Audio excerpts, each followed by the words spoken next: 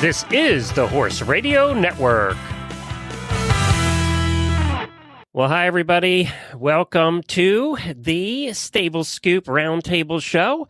It's Horse Radio Network's Equestrian Roundtable in coordination with American Horse Publications. Our sponsor of this episode is Kemin Equine. This is episode 533. The Stable Scoop Show is the longest running show on the Horse Radio Network. We started this 14 years ago. I am Glenn the Geek, founder of the Horse Radio Network and host of Horses in the Morning. That is the longest running daily horse podcast in the world.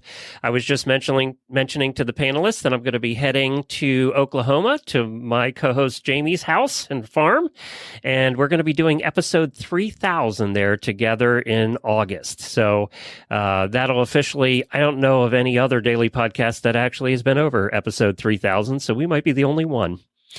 The Roundtable is a group of panelists who get together and discuss topics. They're random topics that the panelists actually choose the topics. So tonight we have a bunch of cool topics. Actually, let me go over those with you quick. Horse riding vacations past and bucket list rides you want to do in the future. And I want to hear yours in the comments. Where have you gone? What cool riding things have you done? What do you want to do in the future? We're going to talk also about letting go of your horse's past and ride and drive the horse that you have now, which is sometimes harder as they get older, especially. And then I love this last topic that Aimee's bringing to the table, gelding person versus mare person. Can you be both? So that's going to be the final topic for tonight.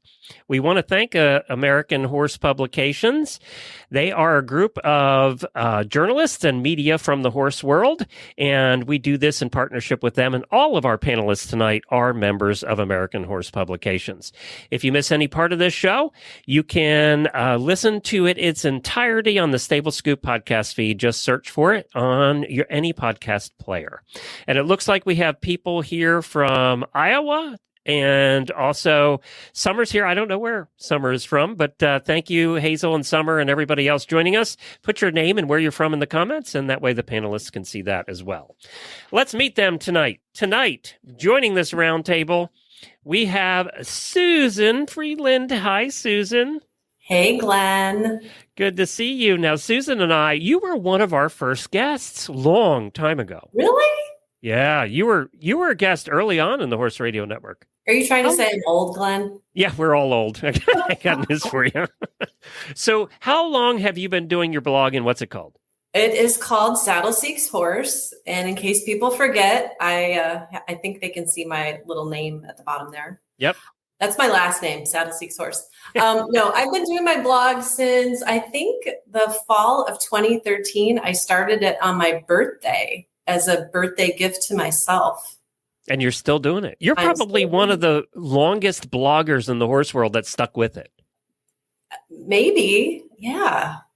I think you probably are, come to think about it, because a lot of us, I'm going to include myself in this, have started blogs and then never stuck with it. So good for you. Well, you stuck with doing podcasting, which sounds a lot harder and more involved than blogging. Oh, it's easy to talk. That writing stuff you do is hard. That's the hard stuff.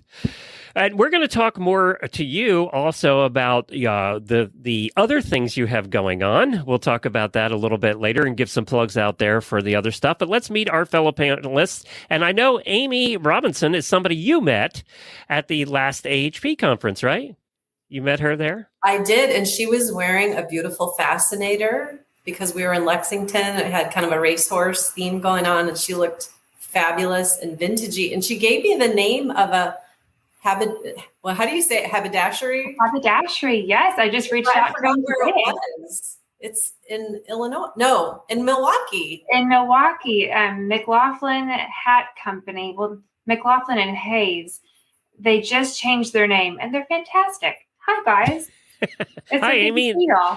Now, Aimee's content manager over at Valley Vet Supply, an equine journalist, and does a bunch of other stuff, which we're going to talk about a little bit tonight. Aimee, I heard you're not too far from my co-host, Jamie, and you actually got a horse from her, right? Yes. We've adopted 2 horses from Horse and Hound. The first one that we adopted, her name was Wicklow.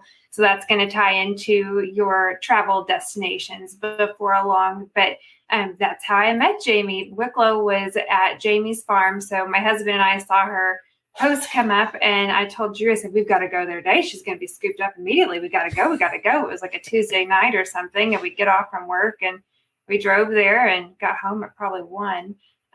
But rode at Jamie's place. It's just beautiful, and she was just great. And we just adopted another one recently a few months ago from Horse and Hound also. So, Well, congratulations. Yeah. That's Thank terrific. you. Thank you.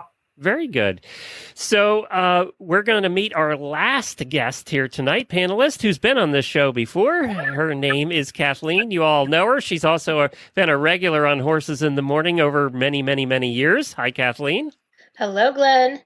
Now, it's going to be odd to not talk driving today. I know. And I was just going to say, you're a driver. You've done singles and pairs and tandem and 4-in-hand, and you're a very serious driver. And you're going to be moving, I hear. Am I allowed to say this? You are. I'm Okay. going to be moving, yes. You're in Lexington now, but you're going to be moving to the state that has more listeners from Horse Radio Network than any other state. Where are you going?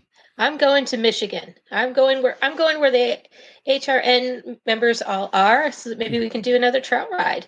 That would be fun. She met us a year ago when we did the road trip. We all met in Michigan and had a trail ride. That's the state that almost killed my wife with the storm we had there. So. that was a unfortunate byproduct of, Yeah. But thank you, Kathleen, for joining us today. Appreciate it. Let's get started with topic number 1. Susan, tell us about your topic and why you want to talk about it. All right. Well, my topic is horse riding vacations past and bucket list future trips. So I was inspired because I just got back from riding in Ireland, and it was really fun. And I've now been 3 times in my life and twice in the last year. And I know it's kind of a popular destination for us horse crazy types, but I did something really interesting that I want to share in a minute. And then also I want to find out from the people who are watching in the comments, and from Kathleen and yourself, Glenn, and Aimee, what some of your dream destinations are, so I can add them to my list. So tell us real quick, though, I got to know, what'd you do in Ireland? Did you go fox hunting? Were you one of those crazy fox hunting people? Well, no, because although I was a member of the fox hunt when I was in California, and I rode in third field with strategic people. If I knew certain people that were wild, rowdy, out of control riders, I wouldn't go. So I'm cautious. But all that to say, last fall, a group of gals and I got to go to Clonshire Equestrian Center, and they had what they were calling a faux hunt. Get it? FAUX hunt. Because of COVID and some insurance things, they weren't having like formal hunts. But so we got to go and basically ride for 3 hours a day, 2 hours in the morning. And then we spent an hour and a half, 2 hours in a darling little town of Adair, Ireland, very picturesque, and had the best kind of farm to table pub food. And then we went back for another hour in the afternoon. And so because it was a little rainy, go figure, in Ireland in the fall, we schooled kind of mainly in their riding arena, and they have an indoor and an outdoor that's really nice. But we did some trail riding as well. And then this past spring, we had a similar trip, but because footing was better, we were able to do some cross-country jumping. And I am not a cross-country rider, but I did it. And it was so fun. And the horses are really safe. And my sister went, and my niece went, and then a bunch of friends of mine from San Diego went. And we just ate our way through Ireland and did some touring afterwards, which Aimee shared before we came on, that she just read my latest blog post. We got to go to the Irish National Stud. And I'm sure Kathleen, and I know Glenn, you used to live in Lexington, a number of us have gone to the stud farms here in the US. So it was really cool to have a chance to see, how they do things over in Ireland. And it wasn't just a stud farm. They had a beautiful Japanese gardens. And then the thing that really was a riot was they had this racehorse simulation where you got to buy a horse, train a horse, and then ride a racehorse. And it was like a simulator, not the Equicizer. It was a little less involved than that, but it did require some, riding motion. And there was video at the end, so you could see how you did in the race. and I came in dead last. It sounds like what I'd do. That sounds like such a fun trip. It was great. Great. So I just love it. That's so cool. Had you done cross-country jumping before you went? I didn't catch the first part, Aimee. Had you done cross-country jumping before you went? Dabbled a little bit over like the most minuscule offenses because where I boarded my horse when I was in California was right across the street from a really nice kind of eventing showgrounds. Incredible. So cool.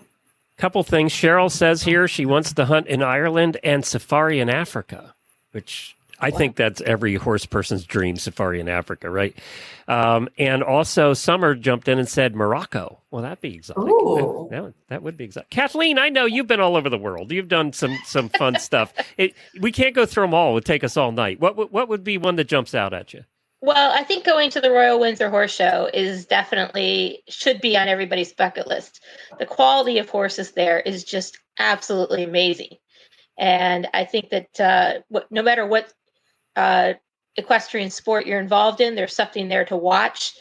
They show differently than we do. And a lot of the under saddle classes, they come in, the rider rides around, they get off, they do what essentially is a sport halter pattern, and then another person gets on and rides them, and that is just absolutely amazing. But it is a fantastic event and not one to be missed, I think. But I'm also hoping to go to the Berkshires. They drive there every 4 years, and this year is one of those years, so fingers crossed. Very cool. Where's that, Kathleen? The Berkshires? Yeah. I think Connecticut. Oh, it's in the U.S. Yes. I would love to tell us a little bit more about that. So they go coaching. It happens every 4 years, and it's where the estates are, the big mansions and everything.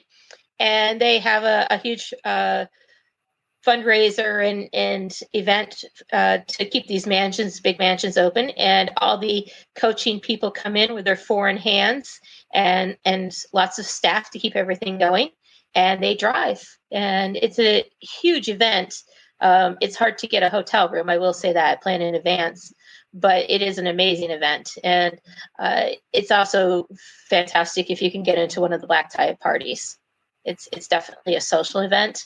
But people just line the streets to watch the horses go by. And that's fun in the United States. If we say we know Kathleen from Lexington, soon to be in Michigan, we know. If you say, "Oh, hey, I'm a CAA member," and it's true, that might help you. But I don't know what that is. Actually, the hardest.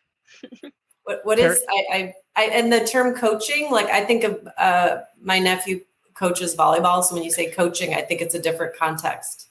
So these are the big vehicles. They weigh about a ton each before you put people on them. And they are the ones that the wealthy people used to go out in, somewhat like a stagecoach, but fancier. So you can put people inside, and then the wealthy used to sit on top of them at like polo matches and things like that. And that was how they went out with their friends. Today we go out and drive around in our sports car or whatever, Rolls Royce, and this is their version back in the day. They would go out coaching with their friends. I think Aimee needs to go with her beautiful fascinator. Yeah. This is definitely a hat place. Yes. The hats will be fabulous. I'm going to go pack my bags. Excuse me. Aimee, have you done any riding trips? Yes, actually, a good girlfriend of mine, we tend to venture off to anything horse related, but we went to Dublin a few years ago, and so we found several things to do, but one of, I guess, probably my favorite on that trip was we ended up going to a barn and went on a ride up through the Wicklow Mountains, and were able to look over Dublin, and it was just incredible. I think the barn was called the Paddock Stables, and we were both in a couple of stunning mares, and hers, I tend to have the hot-blooded one, and we ended up changing. And I had a really cool, calm and collected guy, and he was great, and she was behind me, and he was ready to go. but that was just awesome. Another one I think that would stick out in my mind is actually really close to home. So there's this great horse park, or I guess I should say really camping ground, Bellstar Lodge at Robbers Cave. It's in southeastern Oklahoma, and you can haul your horses in. They've got a great horse campsite, beautiful facilities.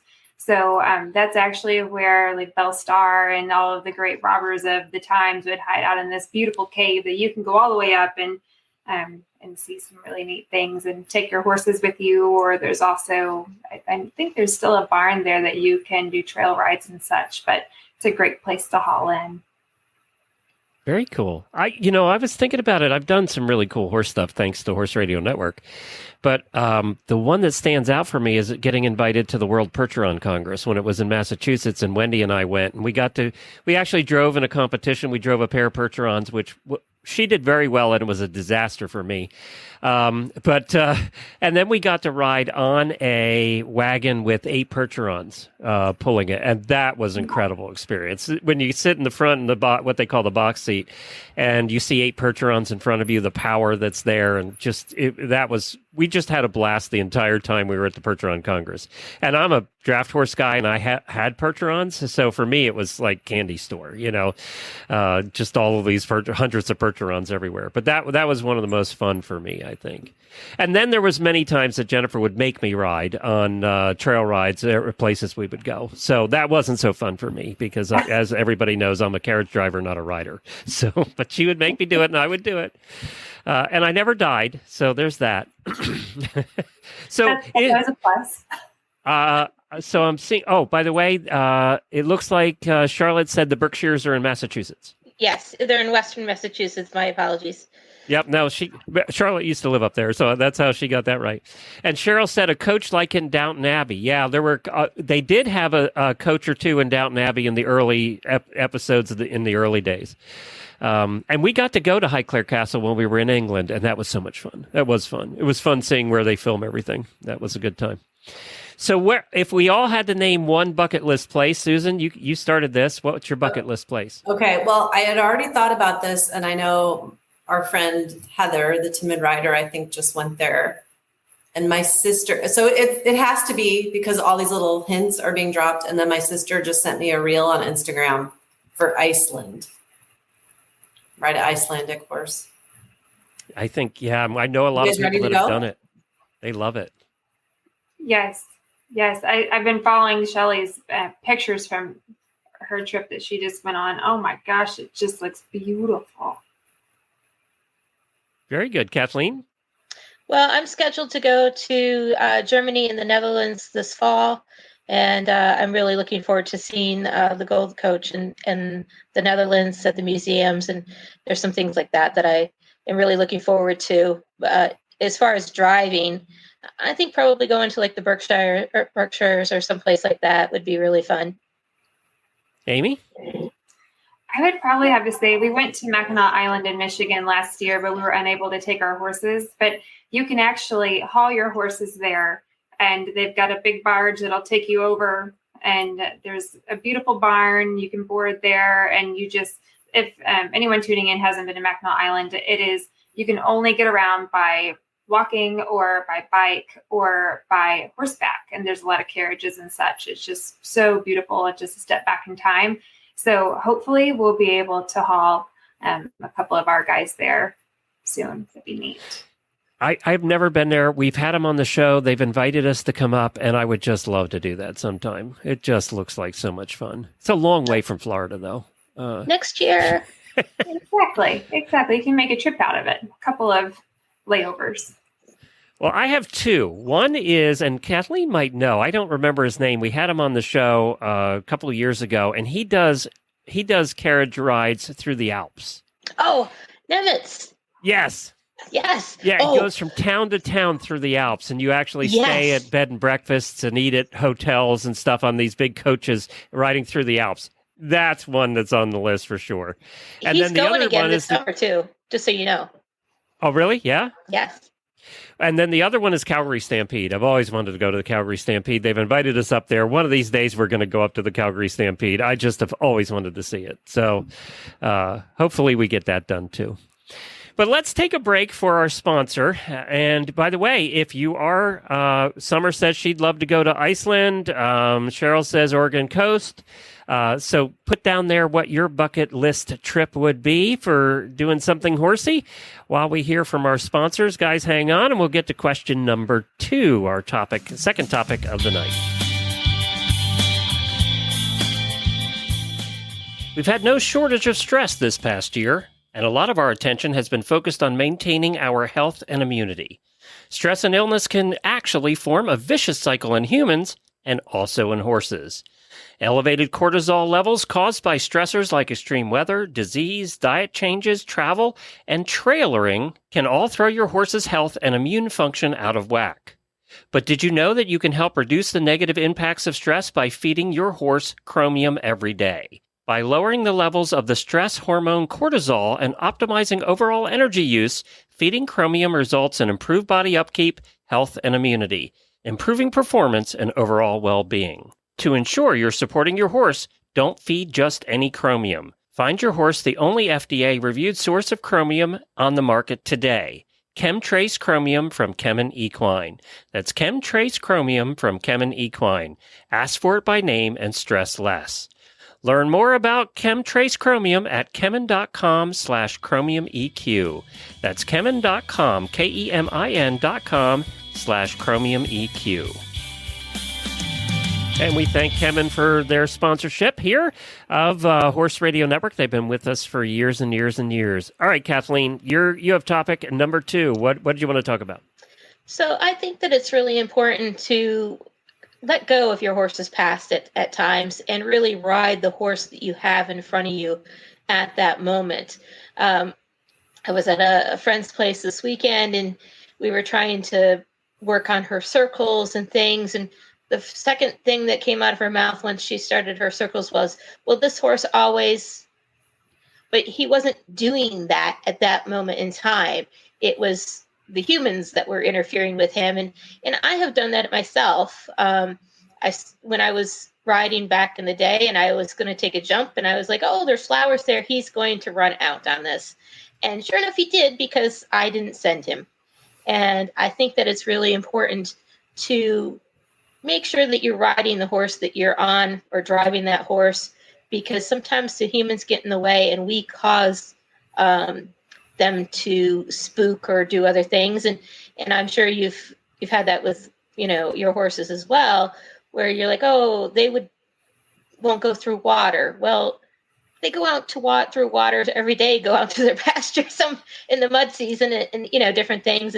But we as humans kind of get in our own way sometimes and interfere. And, it's one thing coming back from a truly traumatic experience. And then there's another thing of, are cows really that scary? I just watched the opening over in Europe, and they have these inflatable horses dancing around with people in them. I don't know if you saw that video clip, but that was, for us, that would be incredibly scary, and we would be just like, but these horses over there, the dressage horses, are out and just doing their thing while these white blow-ups do their dance. And I think that it's important to just get out of our own heads and get out of our own way and ride the horse that we have at that moment and concentrate on what we're doing rather than thinking about what their past. Susan, have you had any experience with that?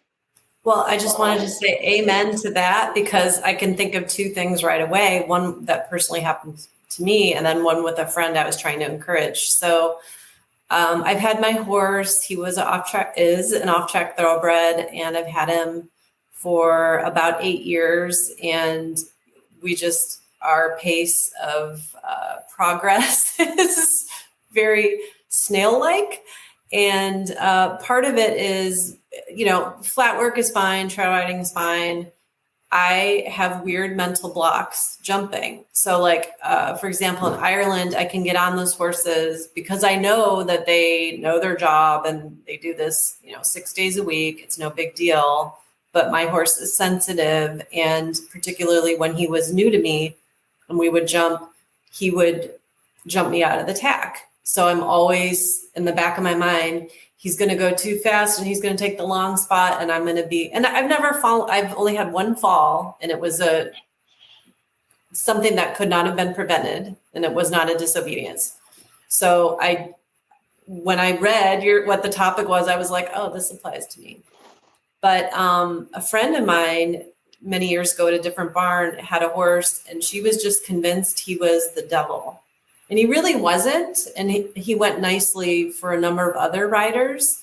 And the stuff that he would do that was, like a disobedience wasn't necessarily evil, like trying to dump her or whatever.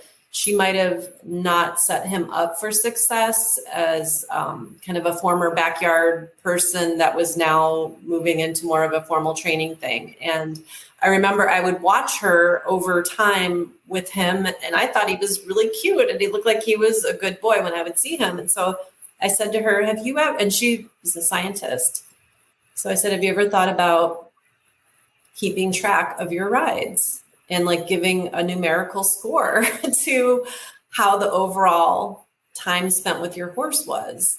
And so she's like, I never thought about that. But she made this spreadsheet, and it cracked me up at like the ratings that she gave it. And I can't remember all the categories now, but it was basically like there was a devil category. But in the end, long story short, he mostly performed well for her and was a good boy.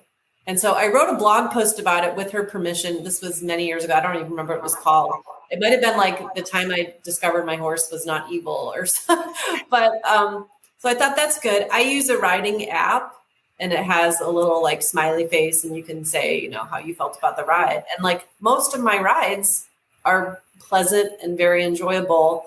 And my horse has good character. So when he does these things like over jump or, get quick, it's an anxious thing. And I have to not be anxious and trigger his anxious. And I could probably talk about this for the rest of the time here. So I'm going to stop now. But yeah, that really spoke to me. Well, and I think that's especially true with horses that either come from rescues or are off the track, because there's a difference between we haven't taught them yet and this is them being bad. And because we expect certain behaviors from them, we allow it to happen.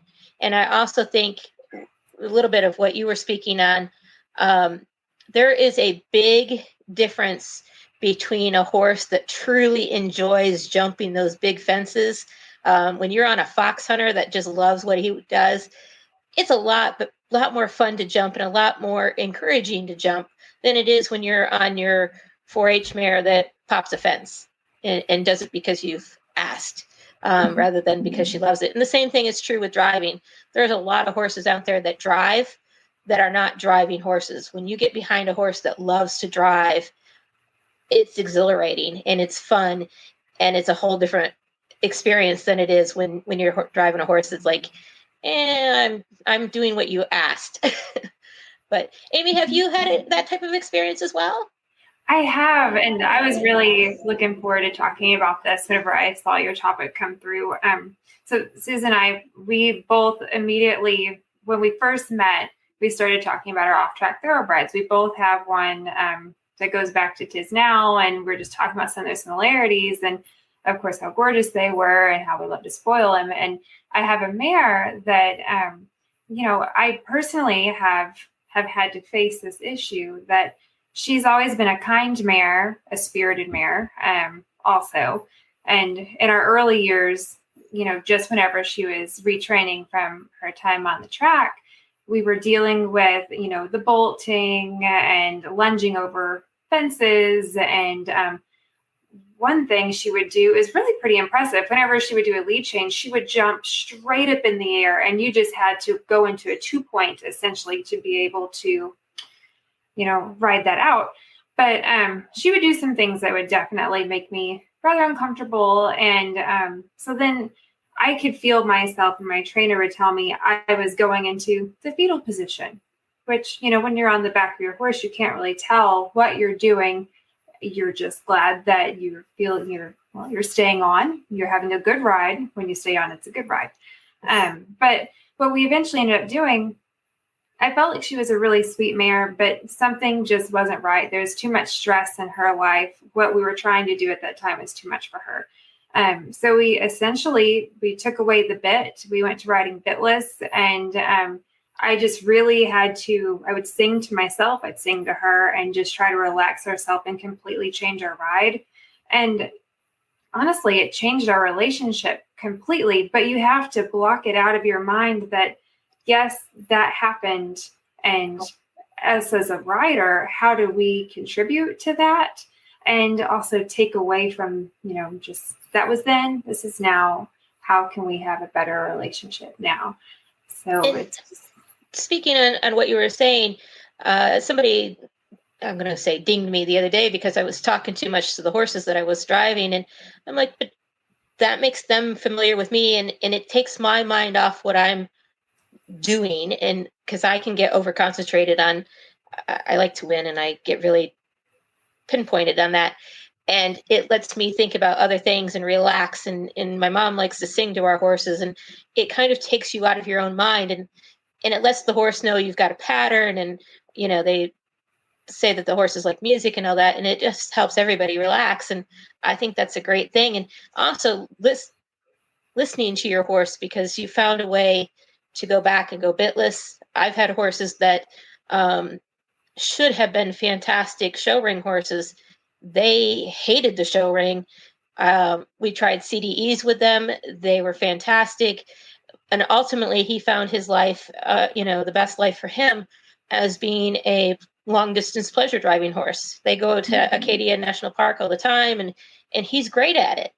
And he's beautiful to look at. He should be in a show ring, but that's not his forte.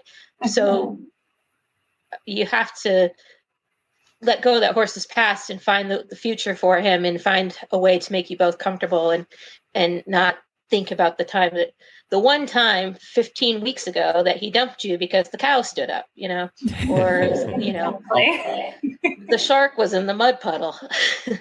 Or But, I just experienced a couple days ago the deer that was rustling on the other side of the bushes. And I don't know, I just relocated from California, where my horse was Florida bred, but then did his racing, and then I had him in California. I don't believe there are deer or were deer any of the places I had boarded him. Now, I'm assuming in his life he's probably seen them. But I was by myself way at the far end of the property, and the deer came, and he spooked, and I let him look at it, and then we resumed our thing. But I have to not think next time I'm down there alone, deer, and, make it a worse situation. I had an off the track one that we were in the forest, and a leaf came down and hit him in the ear. And I couldn't see the expression on his face, but I could feel the body. And he did not understand where that leaf came from. And it came out of midair. I'm like, boy, we're going into fall. You're going to have to get used to leaves, just the way it is. When I think this gets really hard too is when they get older. Talk about riding the horse you have that can't do it anymore. My first driving pony, I think when we got that pony was 20-some. And by the way, that pony lived to 44. But we were driving that pony. That's definitely my lifetime pony. But we were driving that pony till like 35, 36. And that pony was the most adventurous. We'd drive that pony through cities, through amusement parks. We had drives through amusement parks with the roller coasters going and everything else. Didn't care. That pony, it was one of the ones, like Kathleen said, just loved to drive. That was, and it had been an Amish pony. Ironically, the only thing that pony hated was cows. I mean, we could do anything. I mean, we were in the middle of an amusement park with the roller coasters going, didn't care. But a cow, I figured he was an Amish pony and had bad experiences with the cows. Maybe he's turned out with the cows and he lost the battle. I don't know. But but it is true, as they get older, it's hard for us to accept that they can't do what they want to do, because we want the one we had 10 years ago, right?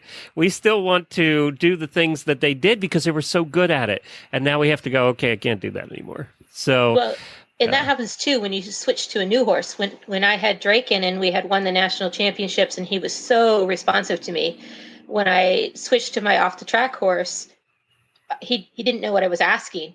And literally we're in a show and doing a hazard, and like we completely blew a turn because I was used to asking at 2 seconds out and he needed like 5. And so you have to drive what you got in front of you. Yep, that's true.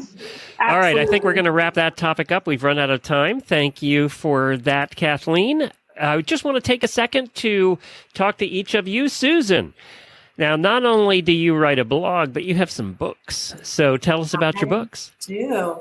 Well, my first book is a very embarrassing memoir called Horses Adored and Men Endured, a memoir of falling and getting back up. And another equestrian blogger read it and made some comparison to Bridget Jones' Diary, which I was very flattered, like a much cleaner version.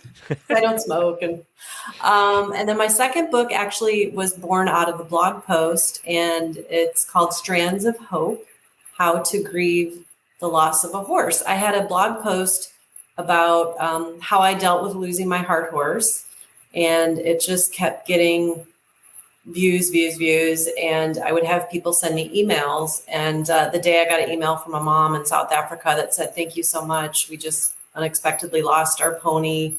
My daughter's devastated, and we feel less alone." I decided to expand on that and write a book about grieving a horse. And then the third one is called Unbridled Creativity. And I was a school teacher for many, many years, and would do a lot of prompts to get kids to write. And I thought it would be fun to take best practices from English curriculum and turn them into horse themes, and to make a fun little workbook. So when you're bored in between classes at a horse show, or you need a stocking stuffer for your barn pal, it would be a good thing for the riding writer. And what's it called? Unbridled Creativity, 101 writing exercises for the horse lover. And those are all available on my website, which is saddleseekshorse.com. Very or good. That big mega store that we all love to hate that we buy. Very good. Aimee, where can people find you? Well, obviously over at Valley Vet, right? Yep.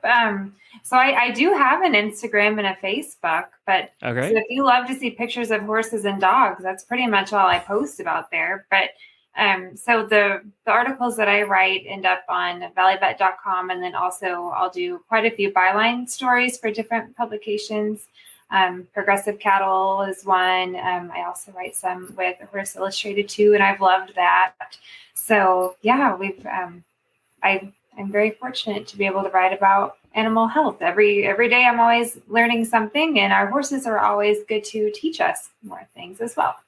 Very good. Well, you're with a good company too, so that helps. That definitely helps. Kathleen, anything you want to talk about? So the Carriage Association of America is, of course, celebrating our 60th anniversary this year.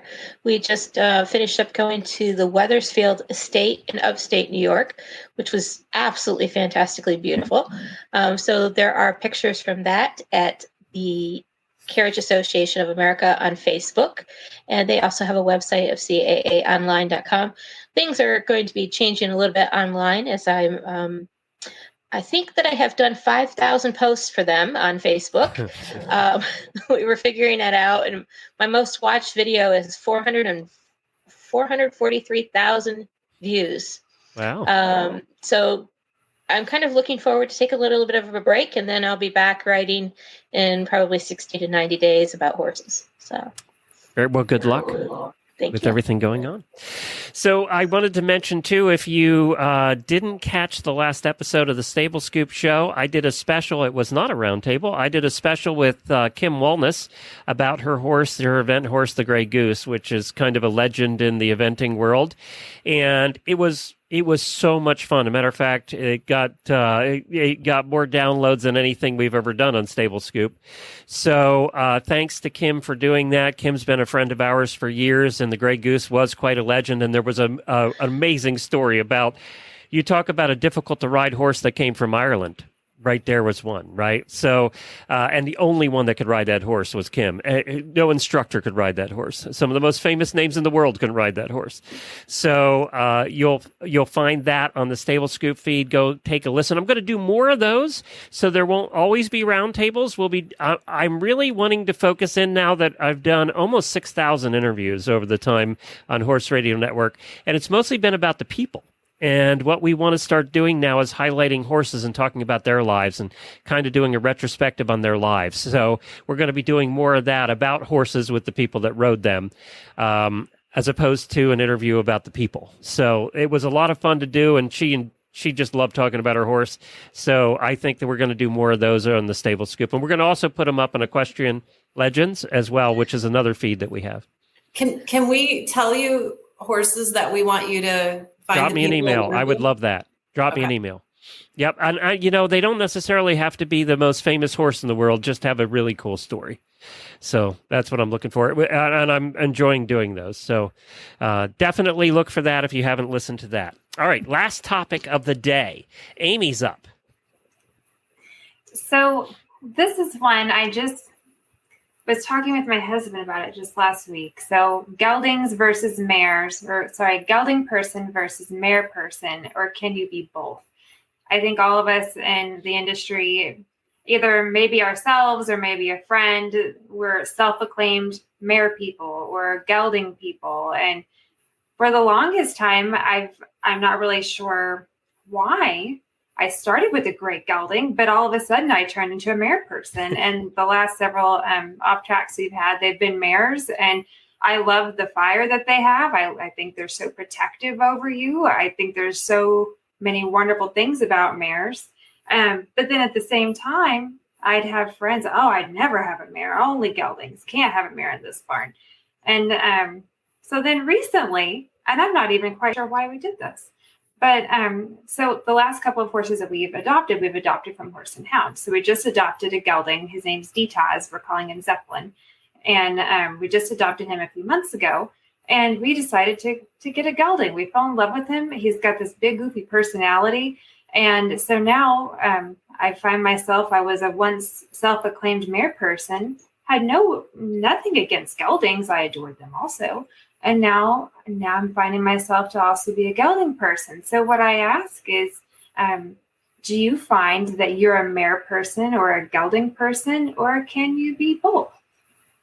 Susan, what are your thoughts? I know you've got your night. Okay, so let me jump in here and say, listeners that are watching live, post whether you're a mare person or a gelding person or both. We want to see that. I'd be interested to see that. Go ahead, Susan. Okay, first horse, gelding. Second horse that I won in a riding contest through 4-H was a mare. She was actually a filly. Third horse, gelding. Fourth horse, current horse, Knight, is a gelding. I would say I'm more of a gelding person, but I've ridden some incredible mares. And one of them was when I returned to riding after some time off, was a Morgan lesson horse, and she was phenomenal. Took care of me. I really felt that. Like she had my back. Mm-hmm. And then last summer and over the winter, I've been dabbling and learning how to play polo. And I've ridden mares. And these horses are so cool and unflappable. And I didn't know, but the reason there's so many mares is because they're more competitive because they're intact. And then when I was in Ireland, they said the steeplechasers are all geldings. I didn't know that either. So I'm not sure. But very interesting. I just today I was curious, and I'm kind of a geek. So I hopped on Google Analytics, and 720 people a month are searching mares versus geldings. Oh, really? I just thought that was very fascinating. I should do a blog post. I'll interview you and Glenn and Kathleen. Exactly. There we go. We'll figure it all out for everyone. So far we have Emily says mares, Hazel says mares, Cheryl says geldings. So we've got 2-1 so far. Kathleen, which are you? Well, we're definitely gelding people. I'm going to tell you a real quick story about my dad. We used to show Appaloosas on the quarter horses on the national circuit, and he was out showing a horse that went national champion later in the year when I was born, and he was well known to be a gelding guy. And when I was born, they thought that they had told him that I had been born, and my mother asked him, "Well, what do you think about that?" And he was still down at the horse show, and he said not much. And he was talking about the horse show because he didn't like how the judge had placed his horse, but my mother thought that he was commenting on the fact that she had had a girl, and his name was Mud for a little bit until they got that cleared up. And that's just kind of been the way it's gone. We've always, although we did have a breeding farm for many, many years, most of our personal horses are geldings, and everything that we have on the farm right now is a gelding. We don't want to throw off the chemistry in the barn by bringing in a mare at this time. Everybody's over 18, and so they're pretty well set in their ways. But yes, that's our mare story. We always used to tease my dad about that. If I could insert here, I will say I appreciate not getting the mean pinned ears with the head craning out over the stall that mares do. There's a mare at my barn. I'm not going to name names, but she always makes such a mean face. Like, I'm a good person. My horse is nice. Why are you being so mean to us for no reason? Goodness. Well, you do see so much of that. And honestly, having Zeppelin, he is the friendliest guy. He's so goofy. He just gets his lips going after you, and he's just a big teddy bear. And he was a good racehorse, and now he just loves to cuddle. He's a big cuddle bug. But on the flip side of things, another mare that we have, I acquired her last year. She is a retired thoroughbred brood mare, and so she's had 6 foals. And if anyone who may be listening might be interested in the broodmare side of things, there's a lot of broodmares that are retiring and that need homes too. It's another side of the racing and breeding industry, of course, that eventually their career has ran its course there, and it's time for a third career. But she is the most protective, loving mare, and she just mothers you like a good little mama. So it's neat to see the differences between the two. I think it's individual, right? Yes. I think it's individual. I've had both over the years. We've had both, and we've had mares that, we just couldn't wait to get rid of because they were just the worst. And we've had geldings that were good and bad both, that had issues. So it's been both. I've had both. The pony I was talking about was a mare, and then this one a gelding. So, I just think it depends on personality too. I don't know that we can stereotype them. Yeah, they both have their individual issues, right? But I'm not sure we can stereotype them totally. I have to say the 3 meanest horses we've ever had have been geldings or stallions. And, we had one that was called Coventry's Junkyard Dog, and he was 2 days old when he started trying to bite. And he was a tough horse. He was going to beat you at the wire when he raced, and that was his goal. But he was from the day he was born, he was a tough horse. Is he in the federal penitentiary now? Possibly. He kicked his sister one time when we were trying to teach them the pass. My mom's riding past me, and we're just, out in the field trying to learn. And he kicked her, and we all fell off. But we've had a couple of geldings. I mean, John Henry, he had reason to be mean, but, that was a tough horse. But, I think it's, as you were saying, it's individual. There's some good horses out there, regardless of sex. Mm-hmm. So I love Summer's answer. Geldings, big, slow, dumb geldings, my favorite. I was just reading that too, and then I was thinking, I wonder whenever some of us maybe, whenever we're looking at horses, do we see that what we want in a horse changes with our age? Because I know now, big, slow, dumb geldings, it sounds pretty good. Yeah, exactly. My only change in that would be I want a shorter one. I don't need them tall anymore. It's true, though. You're right. I had my first Hackney was a roadster champion out of Ohio. He won Ohio Roadster Champion. And that Hackney, that pony could go nowhere slow. He was like driving a Ferrari. And my wife wouldn't even, who was this big time eventer, right, wouldn't even get in the cart. She didn't want to have anything to do with that. It was too darn dangerous. And I would drive that pony, and he backed me into ditches and all that stuff, and I didn't care. Now, if I had that pony, I wouldn't get near it. I mean, as I've gotten older, there's no way in hell I would drive that pony. So I think things that Aimee do change as you get older. I definitely think so. Have to wonder. Well, teach their own. That's right. There's a horse for everybody. That's right. Mare or gelding, it doesn't matter. And Horse and Hound, a good place to get horses out there in Oklahoma if you're anywhere nearby. Aimee's a perfect example of that right there. Very much so. They're just fabulous. Nelda and Jamie, they do such a great job helping you find a horse that's a good fit.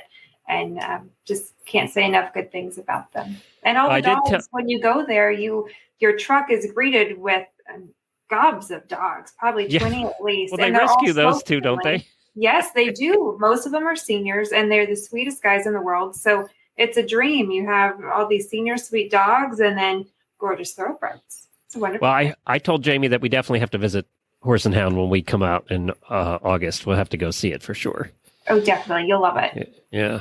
Well, thank you all for joining us again. Susan, where can they find you? At Saddle Seeks Horse on Instagram and Facebook, and saddleseekshorse.com is where my blog is. And you can read about the trip to the Irish National Stud and other equestrian getaways. Very good. Aimee? You can find me at Facebook or Instagram, Aimee, ELYSE on Instagram, and also at valleyvet.com. And Kathleen? You can find me on Facebook at Kathleen Haak. It is the one with the fjord going through a water hazard, or you can find it at caaonline.com. And thank you, all the viewers who are watching here. We really appreciate it. If you missed any part of tonight's show and you want to hear the rest of it, just go to Stable Scoop, a podcast feed on your podcast player, and you'll see you can listen to the audio version of it over there. Also, I can be found at Horses in the Morning almost 5 days a week, and search for Horses in the Morning. There's 3,000 episodes to catch up on, so if you have nothing to do for the next probably 2 years, you can listen back to those, because that's about how long it'll take you. But we're there every day, and we so enjoy doing that. We just had the Horse Illustrated episode. Speaking of Horse Illustrated, they do an episode with us once a month, and we did that on Tuesday, so you can catch that episode. We had a lot of fun with that. And, of course, Jamie and I are there Monday, Wednesday, and Friday as well. Thank you all for joining us on this Stable Scoop. We really appreciate it. Panelists, you can hold on, and we'll see you all in a couple of weeks.